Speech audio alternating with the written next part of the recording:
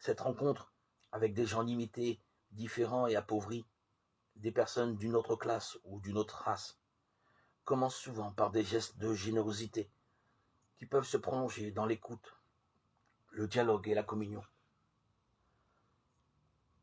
Lorsque nous décidons d'établir une rencontre, cela peut paraître difficile, voire impossible.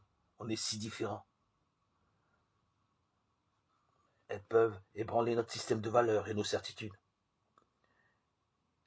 Ces rencontres impliquent en nous une ouverture pour accueillir ce différent et un a priori favorable, qu'il est une personne humaine, unique, importante, un frère ou une sœur en humanité.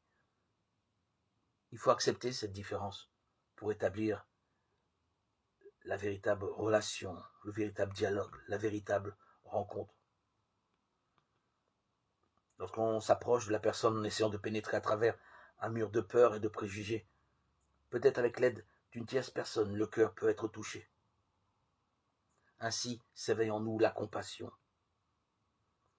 Et pour la première fois, on regarde ce pauvre comme un autre soi-même. On ne le juge plus.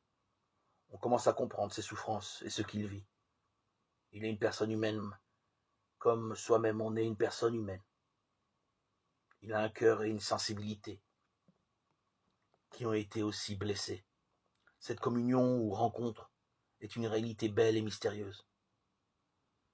C'est comme si les systèmes de défense tombaient pour un moment. Mais chacun dans un état de vulnérabilité et d'ouverture à tel point qu'on ne sait pas bien où elle peut mener. En elle, il y a quelque chose de divin, de supra et infrarationnel, comme une présence de Dieu.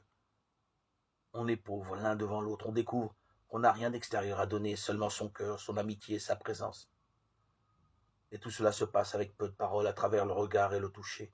C'est à ce moment qu'on découvre quand cette personne, affaiblie en détresse, il y a une lumière qui brille.